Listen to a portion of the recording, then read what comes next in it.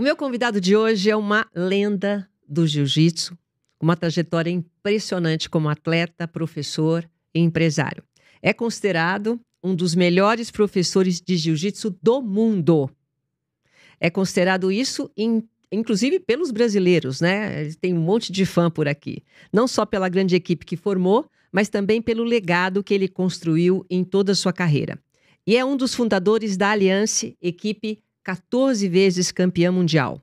4 vezes campeão mundial adulto, 3 vezes campeão brasileiro, 3 vezes campeão brasileiro por equipe, 3 vezes campeão carioca, 5 vezes campeão mundial master. Eu estou falando do Fábio Gurgel. Que prazer ter você aqui, Fábio. Obrigado, Silvio. É uma honra estar com você aqui. Muito bom. E ganhei esse livro que está fazendo um sucesso, está em primeiro lugar em tudo, inabalável. Princípios do Jiu-Jitsu aplicados à vida e aos negócios. Muito bem, muito obrigada pelo livro, muito obrigada pelo seu tempo. Com disciplina, né? A gente estava falando antes de começar, a disciplina exige também que a gente preste atenção no tempo das pessoas. Você se preocupa com isso? Bastante. Disciplina é uma coisa que faz parte da sua vida?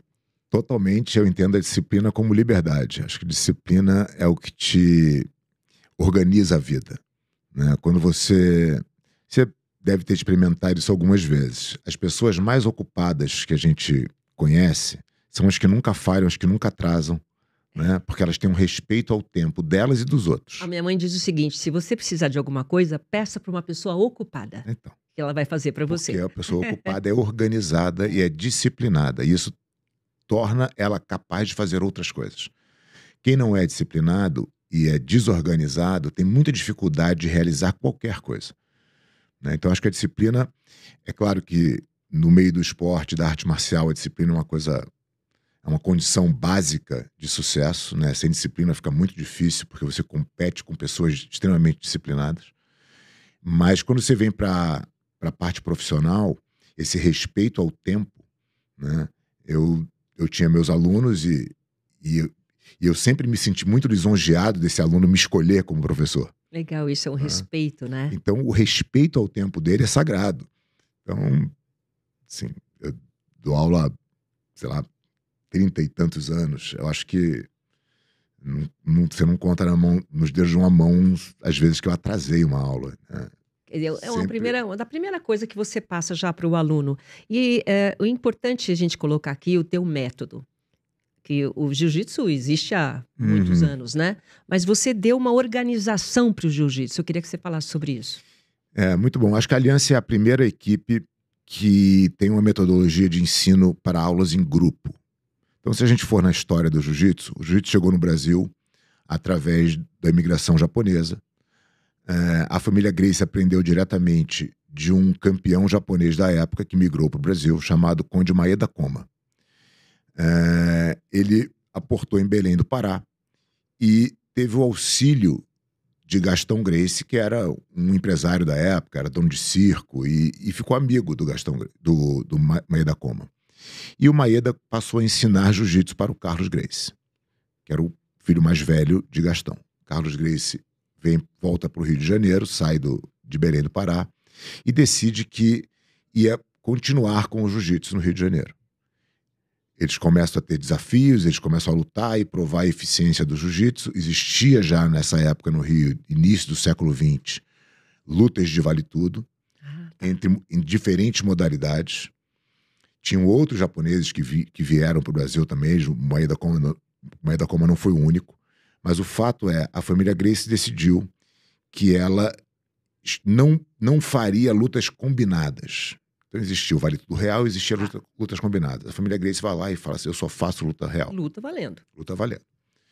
E com isso, com o sucesso deles, eles montam uma academia para ensinar os alunos. E eles criam um método, um currículo de 36 aulas de defesa pessoal. Então o aluno ia lá e aprendia com o professor, em aulas individuais. O que aconteceu com a explosão do jiu-jitsu? O jiu-jitsu começou a ficar famoso, muita gente querendo fazer. E as academias começaram a se espalhar e sair do controle da Academia Gracie.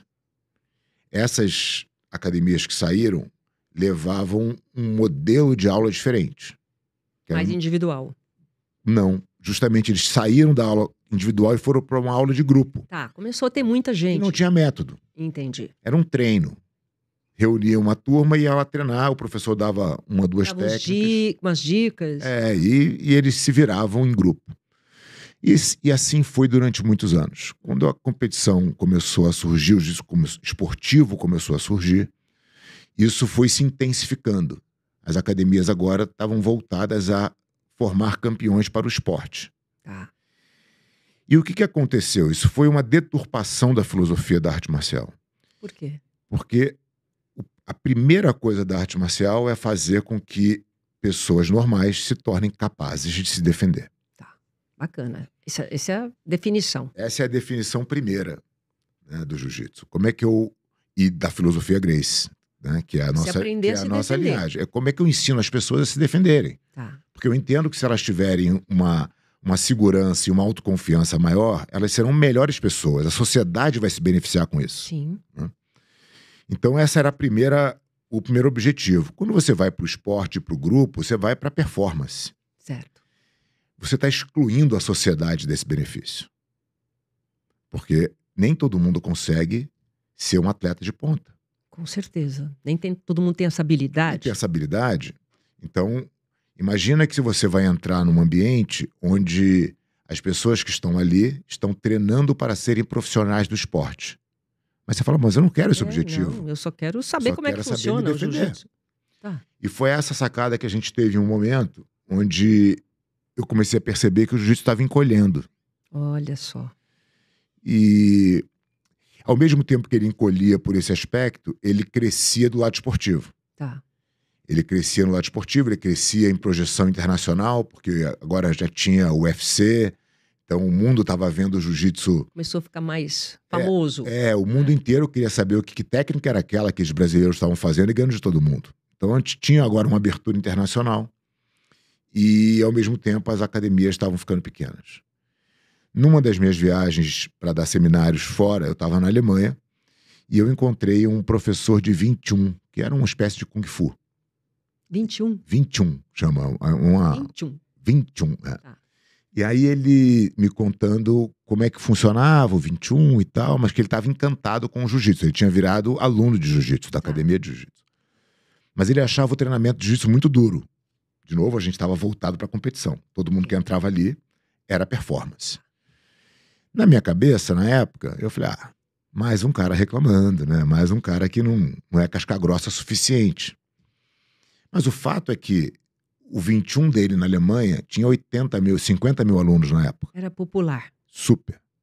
E o nosso jiu-jitsu, a Aliança, na época, se juntasse todas as academias, devia ter 1000. Tá. Eu falei, bom, alguma coisa errada a gente está fazendo. Já. Né? Teu lado empresário já sacou aí que estava alguma coisa errada. Deixa eu assistir uma aula de 21. E eu fui assistir a aula. E a aula não tinha nada de excepcional, nem da questão do condicionamento físico. Eu também entendo que as pessoas, às vezes, vão para um crossfit porque é divertido e te bota bem fisicamente. Suar. Mas aquilo não tinha eficiência marcial e não tinha coisa da ginástica. Eu falei, cara, o que tá pegando essas pessoas, né? Olha o que é observação, gente. E aí eu fui perguntando para ele. Ele falou, cara, aqui o aluno entra assim, ele tem tantas aulas até aqui, aí ele vai no outro nível, aí ele vai até ele se graduar. Eu falei, entendi. Então o aluno está entrando aqui e está tendo uma jornada muito transparente do que era totalmente o oposto do jiu-jitsu. O aluno do jiu-jitsu entrava na academia e ele ficava lá à mercê do professor a hora que o professor queria. Ele não sabia nem... Você entra Tinha uma ordem. Você entrava na faculdade de jornalismo, você fala assim, quanto tempo eu preciso? Sim, se eu me dedicar, 4 anos, ok. 4 anos. Agora imagina se alguém falasse para você, falar, não, Silvia, vai estudando aí. Que um dia, se o professor gostar de você... Ele vai falar que você tá bom. Ele vai falar que você tá era pronta para trabalhar. Muito jogado isso. Eu falei, cara, isso aqui não tá funcionando. E aí eu voltei dessa viagem decidido que a gente tinha que criar um método de aulas coletivas que organizasse a jornada do aluno. Legal. E foi isso que a gente fez. A Aliança hoje tem o tamanho que tem, a gente tem 40 mil alunos em 30 países, são quase 300 escolas. Isso tudo é porque o método existiu. Sem método seria impossível. E eu coloquei aqui, né, uma equipe muito campeã. Você cuida de alta performance, é um grupo separado? Totalmente separado. Separado. Totalmente separado. E o que é importante dizer? Quando a gente decidiu fundar a Aliança em 93, ela surgiu para ser simplesmente uma equipe de competição.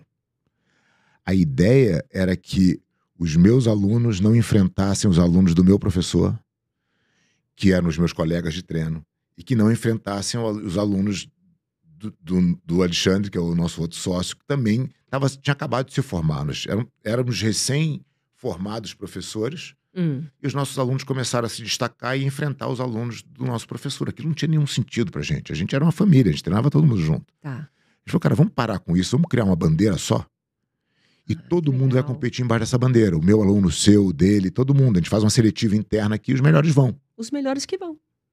E a gente fez isso, então a Aliança surgiu para ser uma equipe de competição. Tá. E depois ela se transformou numa escola de jiu-jitsu.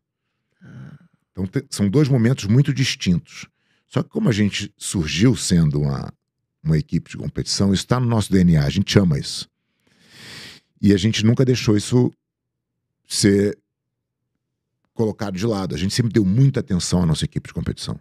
Mesmo em todo esse processo de metodologia, que é um trabalho difícil, né? De você implementar. Tá, mas depois tudo bem, né? Mas aí você tem que, depois de implementado, você tem que cuidar para ver se aquilo está de fato acontecendo e chegando na ponta final num aluno com qualidade. Tem que acompanhar, porque são muitas academias. São muitas escolas. A gente tem hoje 825 instrutores dando aula dentro do nosso método. Tudo seguindo o teu método. Seguindo o método. Então a gente tem que monitorar se esses caras estão realmente estudando e fazendo e tal. Mas a gente nunca largou de mão a equipe de competição. Então a gente tem 14 títulos mundiais, a segunda colocada tem 7. Uau! Quer dizer, o Brasil tá em cima. A gente é disparado a melhor equipe de competição. A gente teve, do momento que a gente voltou a ganhar, porque os mundiais começam em 96, a gente ganhou em 98 e 99, depois a gente teve um racha na Aliança, onde a gente perdeu toda a equipe de competição. Por quê? Porque uma nova federação surgiu. A coisa política. E aliciou os atletas acreditaram nesse conto, ficaram contra a gente. Foi uma questão política dentro da equipe e a gente perdeu a nossa... Assim, a gente perdeu todas as faixas pretas que a gente tinha na época. A gente teve que reconstruir tudo. Quando a gente reconstruiu tudo, a gente voltou a ganhar em 2008. 7 anos depois do racha, a gente voltou a ganhar. E a gente ganhou durante 9 anos consecutivos. Depois dessa fase dos 9 anos consecutivos, a gente ainda ganhou mais 3. A gente ganhou 2016, aí perdemos 17, 18, ganhamos 19, aí 20 não teve, aí perdemos 21, ganhamos 22, perdemos 23, ganhamos 24. Só então, vitória, né? Hoje, quando a gente fala que perdemos, a gente ficou em segundo. Tá. Então, a nossa escola é definitivamente a melhor escola de competição da história do jiu-jitsu. Se a metodologia é a mesma para todos, qual é a diferença quando o atleta se destaca? O que faz esse atleta ser diferente? O que ele tem? Então, é uma boa pergunta, porque eles têm coisas diferentes. Eu não acho que o atleta, isso eu aprendi lidando com eles muito. Eu estive à frente da equipe de competição durante muitos anos. Esse 2008, 2016, eu estava na frente da equipe de competição lidando com eles diariamente, né? E hoje não mais, mas nessa época sim. O que eu aprendi é que não existe apenas uma forma de fazer para você ser campeão. Então a minha forma de ser campeão é uma. E eu tive que aprender a respeitar a forma dos meus atletas de fazerem. Exemplos simples. O atleta que gosta de treinar até a véspera da competição. Tá, não tem regra, você tá Ele falando. gosta de ir até lá, a véspera da competição. Tem atleta que gosta de treinar no dia da competição. Acorda mais cedo, faz um treino leve e vai para a competição. Ok. Tem atleta que gosta de parar 2 dias antes. Tem atleta que gosta de se preparar fazendo musculação. Tem atleta que gosta de se preparar fazendo... Cada um tem o seu jeito de se preparar. Cada um tem o seu estilo. Tem atleta que acha importante fazer meditação. Tem atleta que tá nem aí. Tem atleta que acha que a dieta é a coisa mais importante do mundo. Tem atleta que é muito mais relaxado com a dieta, mas que tem uma cabeça de estar alegre na competição. E você não interfere em nada disso? Eu não Cada interfiro em um no nada estilo. disso. Tá. Eu não interfiro em nada disso. Que eu aprendi que interferir nesses pontos faz com que você tente impor a sua forma. Ah, bacana. E a sua forma não funciona para todo mundo. A sua forma funciona para você dentro das suas qualidades e defeitos. Então, acho que as pessoas têm que... Então, voltando para tentar responder a sua pergunta de forma mais direta, eu acho que o atleta tem algumas coisas que são básicas, né? Uma disciplina, ele tem que ter uma vontade de fazer aquilo real, né? Não dá para você... Tem muita gente que tem vontade de ser, mas não tem vontade de percorrer o caminho.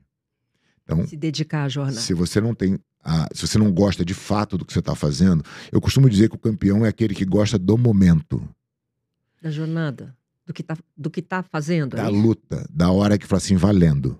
Agora só tô eu e você, dentro dessas regras, ninguém mais pode me ajudar, ninguém mais pode te ajudar, agora é eu contra você. Eu preciso gostar desse momento. Tem muita gente que gosta do antes. Gosta do, porque eu vou lutar o campeonato, porque eu fulano, porque isso, aquilo. O cara gosta daquele buchicho do antes do campeonato. E, às vezes, ele gosta até do depois, ganhando ou perdendo. Ele gosta da sensação de falar, nossa, acabou. Esse não é o campeão.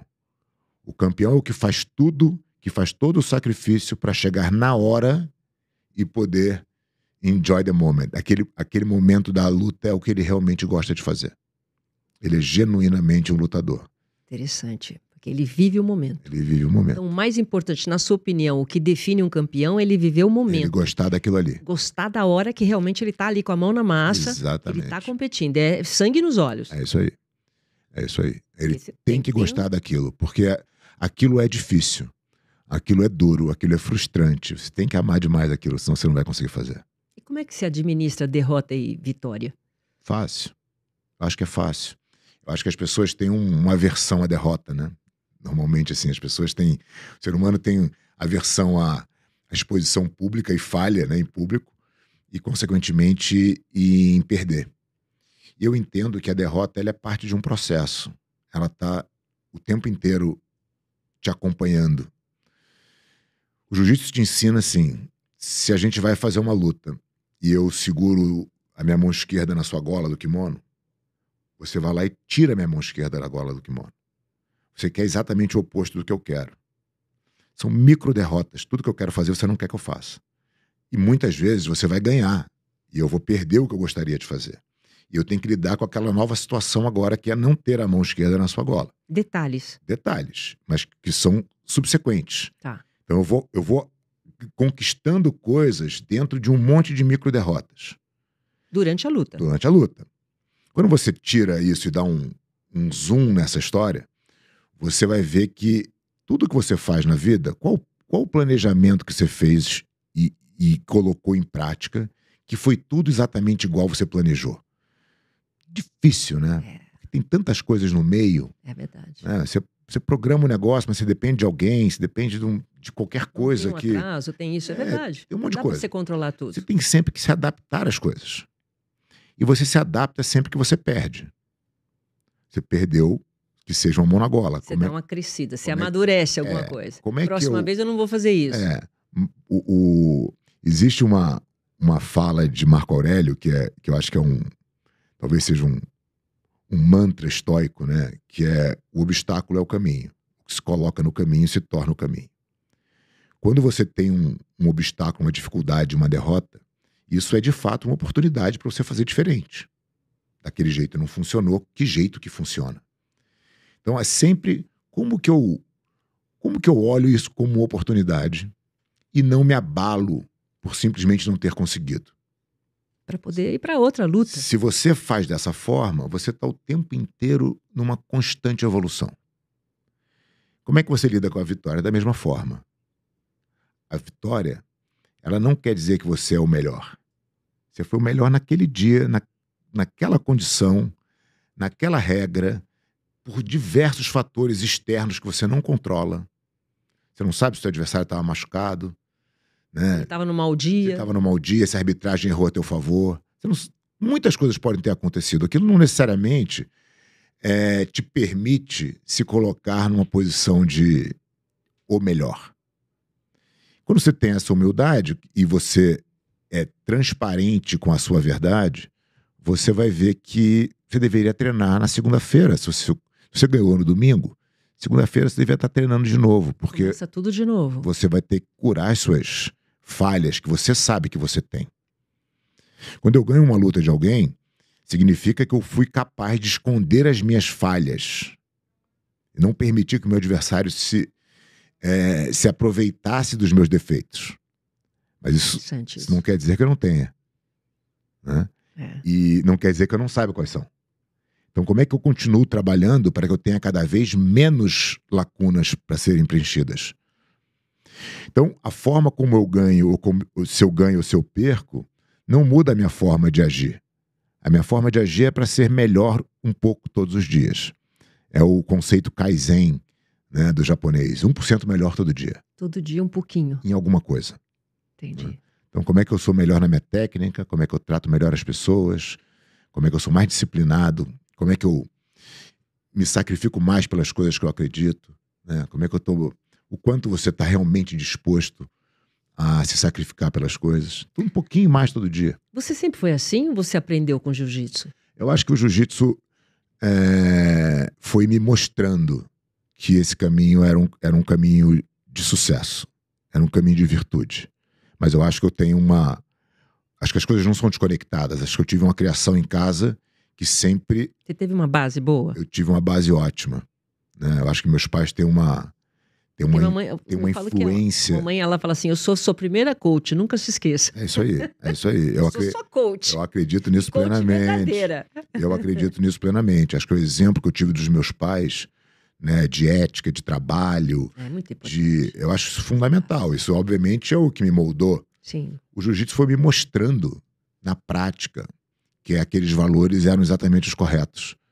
Né? Você nunca abriu mão dos seus valores para nada. Não, que não existe vitória a qualquer preço, que não existe conveniente ir no lugar do correto. Né? O que é correto. Você pode não ser o que você deseja, mas é o que deve ser feito. Né? Então, é o que você gosta, é o que precisa ser feito. Tem uma... Assim, eu acho que a gente vive num momento do mundo que talvez a ideia de prazer imediato, né, a coisa de se não for bom para você, não faça, é o que está decretando o colapso da nossa sociedade. Tudo muito rápido. As pessoas estão... O drive das pessoas passou a ser o prazer. Passou a ser rápido, o que me faz bem. Isso. É uma visão hedonista do mundo. Não existe construção, é verdade. Então não existe construção. A construção e o progresso, eles te impõem um sacrifício. Eles te impõem uma dificuldade.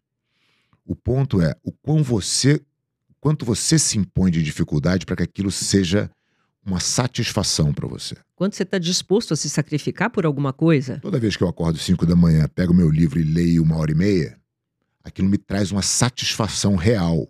Primeiro, por você fazer isso todos os dias. Você está cumprindo conseguido fazer. Uma coisa que eu me coloquei nisso e eu estou cumprindo. Exatamente. Essa é uma satisfação importante de se ter.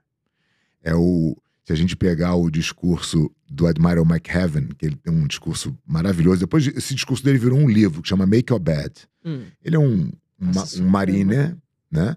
E ele fala da importância de você fazer a sua cama como a sua primeira tarefa do dia. É verdade. E ele falou, quando você está nos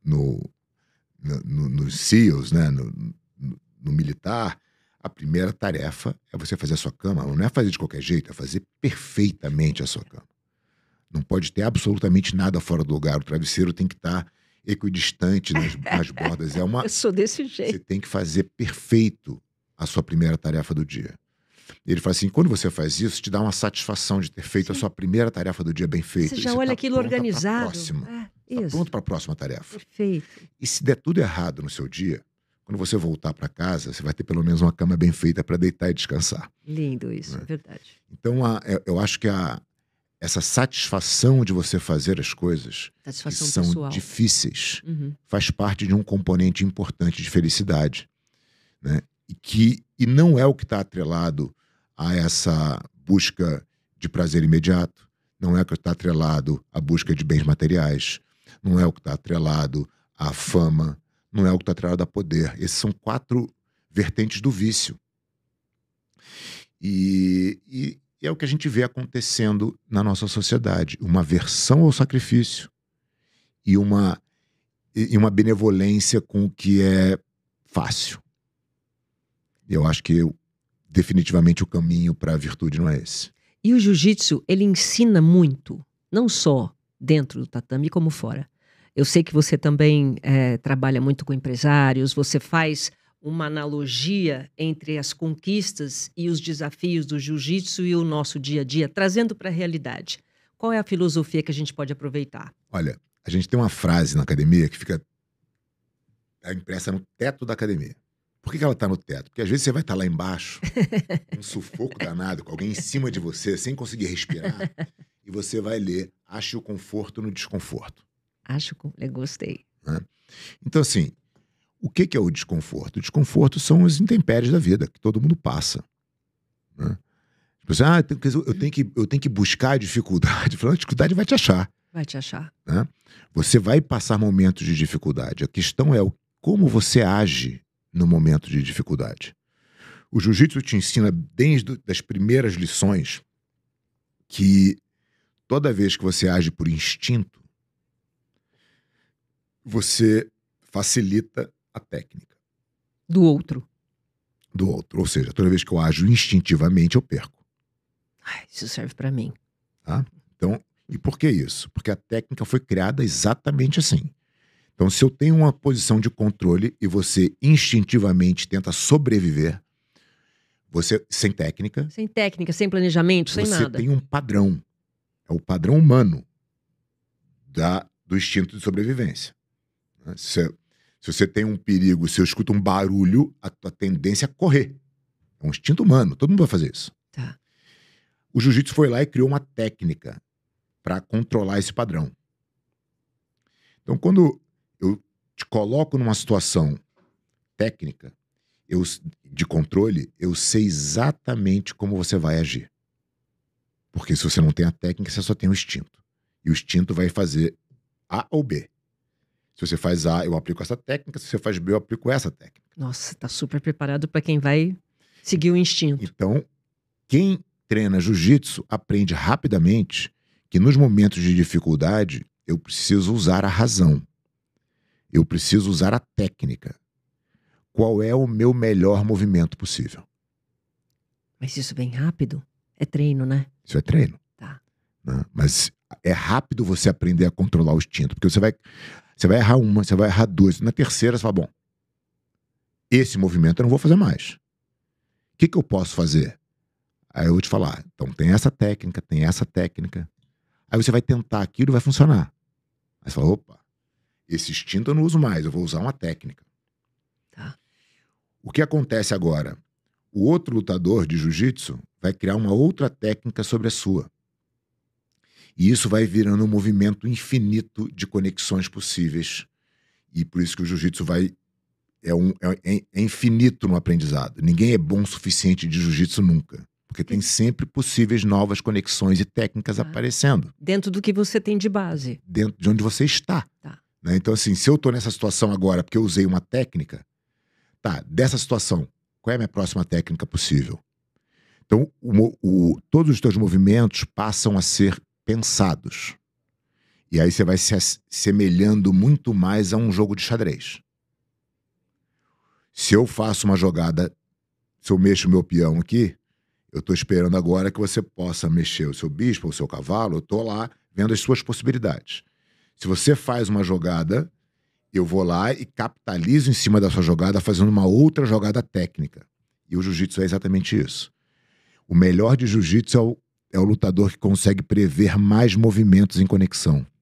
Então, uma das bases do jiu-jitsu é educar o instinto? Exatamente. Controlá-lo. Controlar o instinto do lutador. Controlá-lo e saber aproveitar o instinto quando ele é mais forte do que a técnica no seu adversário. Porque às vezes o seu adversário está numa situação de tanto cansaço, tão desespero, tecnicamente ele não sabe fazer, que ele vem o instinto de novo. E aí a tua técnica vai ser mais facilmente aplicada. E tem uma coisa de estudo, por exemplo, você analisa o adversário se ele é mais explosivo, você tem uma coisa de análise, então, ou é só técnica eu acho realmente? que isso já vai pro... assim, já é o high-end do negócio, né? Você vai lutar num campeonato onde você tem adversários que tem essa característica assim, assado. Tá. Aí Aí você você vai estuda a estudar o característica. adversário para ver que técnica você vai usar nele. Tá. Mas isso já é uma... Tá. O que eu acho que realmente impacta na vida das pessoas normais, né? Tirando aqui os atletas de jiu-jitsu, é esse jogo. Isso passando para agora para a realidade. Né? Como que eu lido com as minhas dificuldades. O jiu-jitsu te ensina o tempo inteiro que você vai ter um problema atrás do outro para resolver, dentro do teu objetivo. Então eu tô numa luta aqui, eu quero ganhar de você, e você vai me botar um monte de obstáculos no caminho que eu vou ter que me adaptar e desviar e impor aqui as minhas técnicas. De repente eu vou estar numa posição muito boa e por um movimento que eu negligenciei ou que eu não tive habilidade para fazer, você fez um movimento e saiu, reverteu tudo. Agora é você que está numa posição boa e eu estou numa horrível. Porque eu me distraí? Porque eu me distraí ou porque o meu adversário foi competente o suficiente para me aplicar uma técnica que eu não estava preparado para defender. Então o jogo vira o tempo inteiro. Então você passa a respeitar as posições de superioridade com muita humildade. Porque você sabe que aquilo pode mudar a qualquer hora. Quer dizer que o jiu-jitsu nivela se você tem técnica, né? Porque você, por exemplo, você tem mais experiência. Eu dominando a técnica, eu posso de alguma forma aplicar um golpe em você. Eu posso conseguir? Claro que pode. Entendi. Claro que pode. É claro que conforme você tem mais experiência, mais conhecimento técnico, os seus movimentos para lutar comigo já estão meio previsíveis, né? Eu já sei o que você vai fazer. Então é que nem você jogar xadrez com Kasparov. Você vai fazer um movimento, ele já viu tudo que você quer fazer e já se protegeu de todas as formas. Mas sim, a técnica, se ela for trocada, ela vai funcionar, né? O ponto é que você pode, da mesma maneira que você está numa posição de superioridade, pode voltar para uma de inferioridade, você também começa a ganhar uma resiliência de quando você está no ruim. Porque você sabe que a técnica pode te salvar. E isso vai te jogando para uma mentalidade de nunca desistir. E cada vez se aperfeiçoar mais. Claro, e aí você não desiste. Se o cara não me ganhou, ou seja, se ele não me deu um golpe que eu fui obrigado a desistir, sempre tem uma esperança. Porque eu posso fazer 2 movimentos técnicos aqui e reverter a posição completamente. Então o jiu-jitsu vai te dando essas... E quem pratica vai começando a pensar desta forma. Eu vejo o jiu-jitsu através... Eu vejo a vida através das lentes do jiu-jitsu. É como eu vejo as coisas que acontecem comigo. Né? Tudo você leva para a vida. Tudo, absolutamente. Eu só penso de uma forma. Eu penso de uma forma positiva, eu penso de uma forma conectada, eu penso de uma forma racional. No esporte e na vida. No esporte e na vida. Para mim é uma coisa só. É uma disciplina que você tem e é o que você consegue levar não só para os seus alunos, né, para os praticantes, como também quando você faz essa analogia com os empresários. Sim. Isso é uma coisa que é para a vida. E tudo isso é treinável, né, Silvia? O ponto aqui é que você não precisa ser um mestre de jiu-jitsu para aplicar nada disso. Você precisa entender que quando você está de frente de um problema, a melhor forma de você resolver esse problema é com técnica. Não é com desespero. Não é com uma reação impulsiva. Você tem que aprender a parar para pensar. Então você vai se tornando menos reativo, mais reflexivo, né? A virtude da temperança. Como que eu absorvo o problema? Como eu entendo o problema primeiro antes de sair querendo resolvê-lo imediatamente, sem nem refletir sobre quais são as condições que eu tenho de resolver? Isso é impulsividade, né? Muitas vezes é a característica das pessoas. Então, mas é a característica das pessoas que ela aprende no esporte. Então, a controlar isso. O esporte vai fazer com que ela pague o preço pela impulsividade toda vez que ela tiver. Uau, isso é legal. E aí chega uma hora que você cansa de pagar o preço. Você fala, não vou mais ser impulsivo. Não vou mais. Prestar atenção, eu sempre que eu sou dar errado, sempre que eu uso meu instinto dar errado, legal. Eu vou parar de usar meu... Se eu quero aprender isso aqui, eu já entendi que dá errado. Deixa eu achar um outro caminho. E aí quando você vai achando... Por isso que o bonito, né? Acho que a beleza do jiu-jitsu tá... Porque não é que eu preciso te sentar e falar todas as coisas para você. Você vai sentir. E essa forma de absorver a matéria, vamos dizer assim, é muito É mais na forte. prática. É. Fala, peraí, eu tô tentando é até quarta vez que eu sou impulsivo, que eu não penso o que eu vou fazer e eu perco a luta. E aí, a vez que você não é, você vê que você progrediu.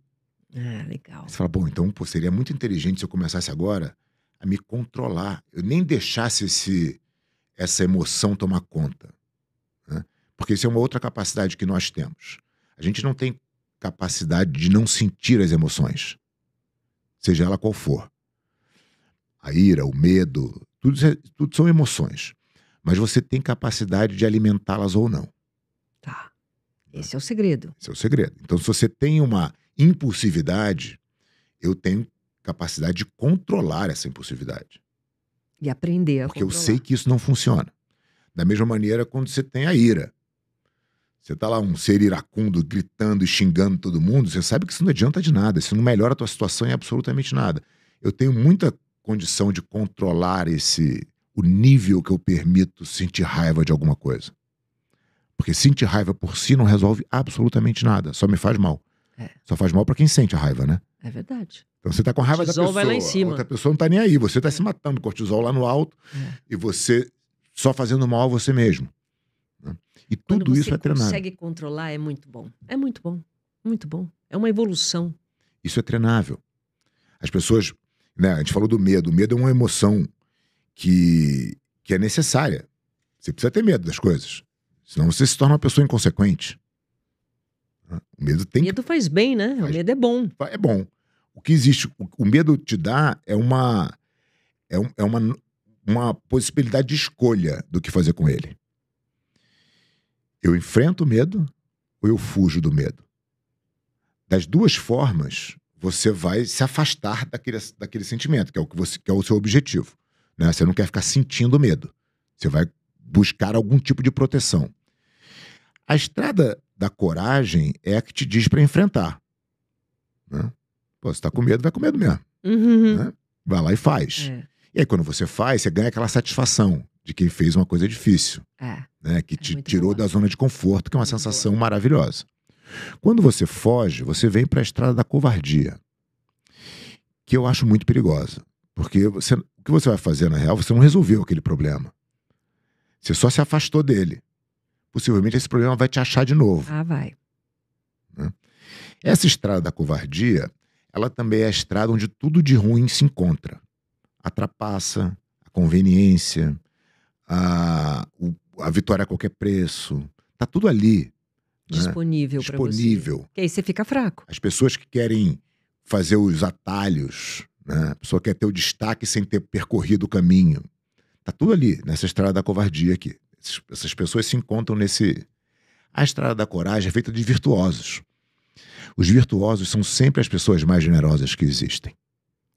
Quando você anda com pessoas virtuosas, sempre tem alguém para te dar a mão. Quando você anda na estrada da covardia, sempre tem alguém para pisar na sua cabeça.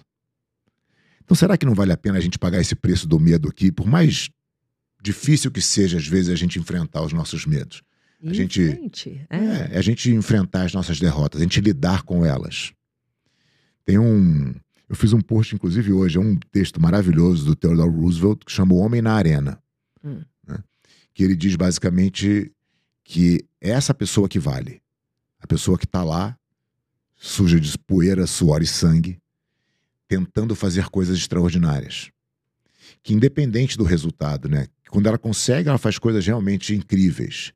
Mas quando ela não consegue, ela também tem um aprendizado e ela jamais vai andar junto com as almas que nunca fizeram nada e que são frias e... Naturalmente ela se afasta. Então, assim, é a beleza de você se colocar na arena. Porque você vai entender qual é o seu valor, qual é a sua capacidade. E tá sempre ali, você tá sempre E não ter medo, no desafio. Né? Se jogar, realmente. Vai ter o medo, tá tudo bem ter medo, entendeu? Acho que as pessoas, às vezes, têm uma leitura... É o medo de exposição, muitas vezes. Então, as pessoas têm uma leitura de que que os campeões não têm medo. Eu não conheço nenhum que não tenha. Você não eu tem. Tenho, um monte. Sempre tive. Sabe aquela coisa quando o lutador normalmente fala assim, não, porque eu tava com muita adrenalina.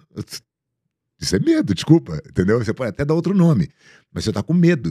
Você tá com medo de falhar. Você está com medo de Adrenalina decepcionar verdade. É. o seu mestre, os seus companheiros, a sua equipe. Você está com medo de não conquistar aquilo que você se propôs. Medo, não tem outra Não palavra. tem nada a ver com ansiedade. É Não, medo. não, é medo. de não chegar e não conquistar aquele objetivo. A ansiedade, ela vem de um outro lugar. A ansiedade vem da nossa capacidade de linha do tempo. O ser humano é o único animal que consegue lembrar do passado, viver o presente e projetar o futuro. Né?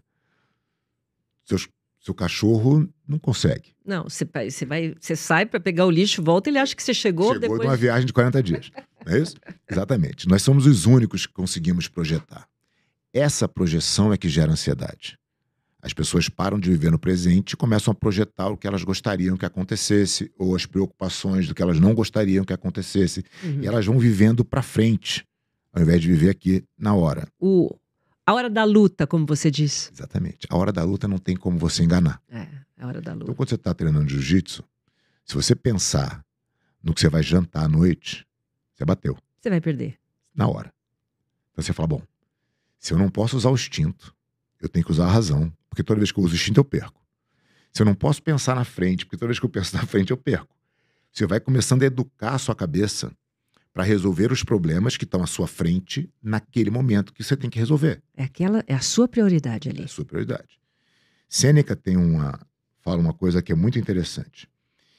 Ele fala assim, de todos os nossos problemas, de todas as nossas angústias, 95% delas nunca se concretiza. É verdade. Então olha o tempo e a quantidade de desgaste que você tem E não acontece. por coisas que não vão acontecer. Sofre antes. Você só sofreu porque você ficou ansiosa e projetando o futuro. Quando você escreve um livro e escolhe esse título, Inabalável, tem muito a ver com tudo que a gente está falando, né? Porque você Só com cria isso. como se fosse assim, depois de tudo que a gente conversou, é uma couraça, é uma blindagem para o bem. Uhum. Esse inabalável que você quer mostrar, é isso? É exatamente isso. Inabalável não tem nada a ver com invencível. Inabalável é justamente o contrário. É como que eu não me abalo com as derrotas que eu sei que eu vou ter pelo meu caminho. Que eu já tive tantas e sei que eu vou continuar tendo. E isso para mim faz parte de um processo, como a gente falou no início do nosso papo. Eu não tenho nenhuma aversão à derrota. Eu tenho aversão a não estar fazendo. Não tentar. Eu acho que existem dois momentos que você alterna. Ou você está em preparação ou você está em performance. A eterna preparação não te bota na arena. Porque... A gente nunca acha que está pronto às vezes. Então, é exatamente esse o Você ponto. se cobra tanto, você fala, não, peraí, deixa eu tentar mais um pouquinho. Então... falta aqui, falta ali. Você nunca acha que você está pronto. Esse perfeccionismo vem de uma aversão à falha. Eu entendo que a falha vai acontecer de qualquer maneira.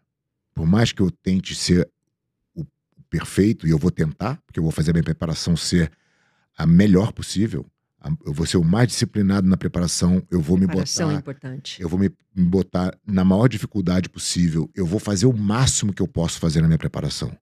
Mas eu não vou renegar a prática. Eu não vou renegar a performance. E eu sei que eventualmente isso aqui eu não controlo. Isso aqui... Começar... Tem hora que eu vou ganhar, tem hora que eu vou perder. Sim. E se eu perder, eu vou voltar e vou melhorar de novo. Então, o inabalável... Mas se estiver bem preparado... Então, a minha chance é maior. Sim. Né? Mas assim, o inabalável é isso. Independente do resultado, eu vou continuar fazendo. Independente. O inabalável serve para a vitória também. Porque a vitória te traz essa soberba de que você é bom ou melhor do que você realmente é. Aí você tem que controlar o ego. Então, o ego... Assim, o ego é indissociável. Você tem que controlá-lo, claro, mas você não tem que abrir mão dele. Isso é uma mentira que contaram. Alguém em algum momento falou que a coisa mais importante do mundo era você ter uma visão altruísta de mundo e não se preocupar com você e se preocupar só com os outros. Mas isso, na verdade, isso não acontece. Porque o ego está sempre presente. Sempre.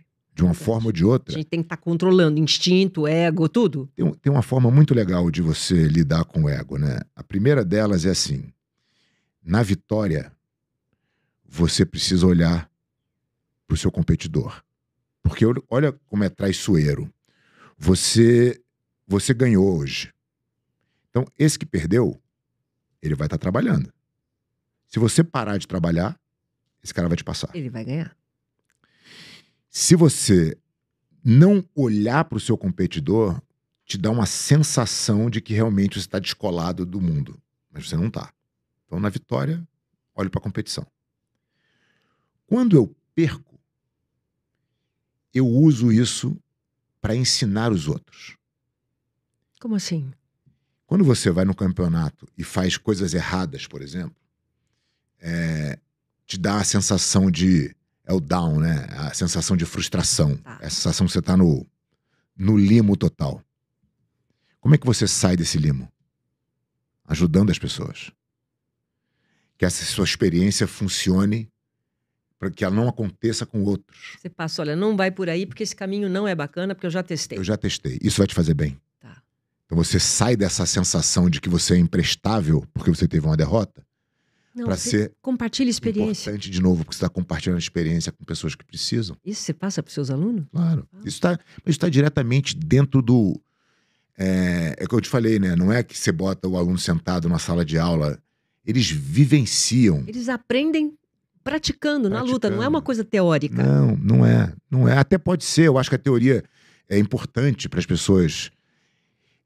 Quando eu comecei a estudar, né, e fazer as minhas leituras, ir nos clássicos e buscar esse conhecimento de alguma forma, eu fui tendo confirmações do que você já... do que eu já vivia no jiu-jitsu. Tá.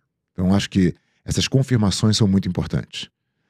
Mas que é impossível você dissociar o ego da sua personalidade. É aquela coisa, eu sou bom mesmo. Se Mas você eu não, conquistei e isso. se você não tiver isso, você não vai fazer nada. Eu conquistei. Você não vai fazer nada. Imagina eu falei o teu currículo aqui, super campeão. O que te ensinou mais na vida? Foi ensinar os outros ou o que você aprendeu? Olha, eu acho que são ensinamentos distintos, né? Mas eu acho que as duas coisas são muito importantes. Tudo que eu absorvi de conhecimento para botar em prática e falar, cara, isso aqui realmente é incrível e funciona. E tudo que eu ensinei para os meus alunos, e às vezes eu ensinei coisas que eu nunca nem usei. Ah, é? Porque eles têm uma qualidade física diferente da minha. Então, eu peguei uma técnica que eu aprendi lá, ensinei para eles, desenvolveram isso, ficaram muito melhores que eu. Né? Meus alunos são muito melhores do que eu. Então, assim, eu acho que é uma jornada. Eu acho que o trabalho da construção do legado é que é o mais importante. Né? Não é a vitória ou a derrota, é assim... Cara, quando você morrer, que história que vão contar? Né? O que você quer que falem de você quando você morrer? Qual é o teu legado que você quer deixar? Então, eu acho que é essa formação, é esse entendimento, é botar as pessoas dentro do seu projeto. Né? Eu acho que eu não tenho, de novo, né? Eu não tenho uma visão altruísta de mundo. Eu acho que eu preciso alinhar os meus interesses com o interesse de fazer bem aos outros. Isso faz muito sentido para mim. O jiu-jitsu me entregou isso pronto, porque eu vejo a transformação dos meus alunos diretamente. Mas aquilo é ótimo para mim, né? É o meu negócio, é o que... É a minha vaidade de querer ser alguém dentro desse meio que eu escolhi viver. Né? Então, quando eu decidi fazer jiu-jitsu quando eu tinha 15 anos de idade, eu, obviamente, queria ser alguém dentro do jiu-jitsu. E eu acho que essa estrada ainda tem um monte de coisa para construir. Né? Eu fui um bom atleta, eu fui um bom professor, eu aprendi a gerir a minha academia para tornar ela um negócio lucrativo. Eu tenho uma associação com mais de 300 escolas. Né? Eu tenho hoje uma empresa que está em todos os lugares. Próspera. E eu acabei de escrever um livro e eu estou continuando fazendo e escrevendo a minha história. Isso se deve a você, à tua disciplina e ao jiu-jitsu. Eu acho que tem todos os componentes. Eu acho que as pessoas que passaram pela minha vida, que foram os meus mentores, que me ensinaram, os meus pais que me criaram dentro dos valores que eles me criaram, eu acho que tudo isso é indissociável, né, da minha história. Então, quando eu chegar lá na frente, vão contar a história por mim, eu não vou estar mais aí. Mas eu trabalho para que ela seja a história mais bonita possível. Uma das maiores lutas do ser humano é a própria mente. Tá tudo aqui, né? Uhum. Nossas ideias, nossas derrotas, nossos fracassos. Quantas coisas a gente pede por uma distração da mente. Dá para treinar a mente? Eu acho que dá. Faz parte do treinamento do jiu-jitsu também, 100%. condicionar a mente? Eu acho que você tem que aprender a se colocar num estado emocional que você performa. Por exemplo, quando eu comecei a competir, eu ficava muito nervoso. Ah, legal. E aí eu ia lutar e eu fazia toda a força do mundo. Eu saía da luta e não conseguia abrir a mão, de tanta força que eu fazia. Porque você estava nervoso. Eu estava nervoso. Depois eu fui melhorando a minha técnica, eu fui continuando nervoso, mas eu já não gastava tanta energia, porque eu sabia que aquilo não era produtivo para mim. Quando eu começava a fazer a técnica, eu esqueci o nervosismo. Agora era aquele ambiente. Eu estava concentrado na técnica. A técnica era o meu mantra. E aí você vai conseguindo controlar a sua emoção.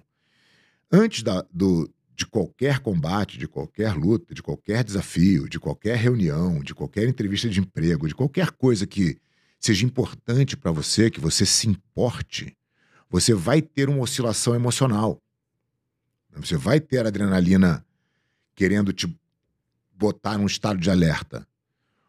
O quanto você permite que essa emoção tome conta é totalmente treinável. Ah, legal. Então, se eu venho para uma sei lá, vamos imaginar uma entrevista de emprego que seja muito importante para mim.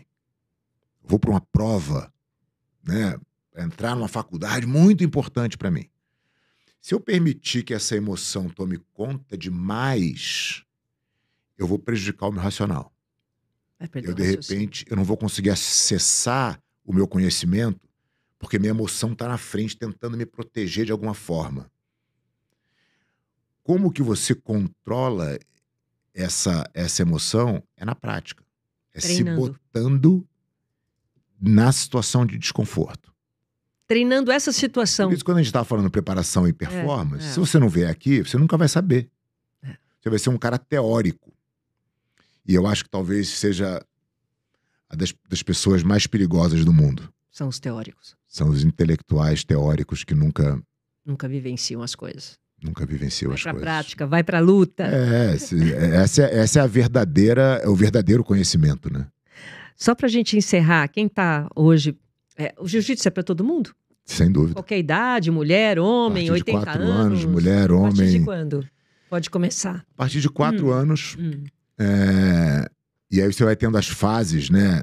A criança, ela tem fases de capacidade cognitiva, de capacidade motora. Então você tem técnicas específicas, né? Que vão acompanhando a evolução da criança. Até desde os 4 anos já dá para colocar. 4 anos já dá para colocar. Menina ou menino? Menina ou menino. E também mais velho? Também mais velho. Tem alunos mais velhos? A gente tem um aluno que há 2 ou 3 anos atrás, se formou faixa preta aos 77. Olha que legal, que legal. Então, isso acontece... A gente tem uma aluna aqui na nossa academia nos Jardins que começou a treinar com 71. Ela tá na faixa azul. Ainda? Ela tá sem dúvida. Ela tá na faixa azul agora. Legal. Com 73, feliz da vida, tendo regularmente. Ah, que bom, que bom. Muito legal. Olha, agradeço muito o seu tempo aqui. Obrigado. Que entrevista, hein? Nossa, aí tá todo mundo aqui no estúdio parado, assim, realmente encantado. Você é uma pessoa iluminada e é uma missão que você tem. Você tem uma missão e está cumprindo muito bem. Parabéns, muito obrigada, Obrigado, viu, pelo seu tempo aqui. Foi um prazer. Obrigada. Bom, vamos ficando por aqui. Obrigado pela sua companhia. Até o próximo episódio. Tchau, gente.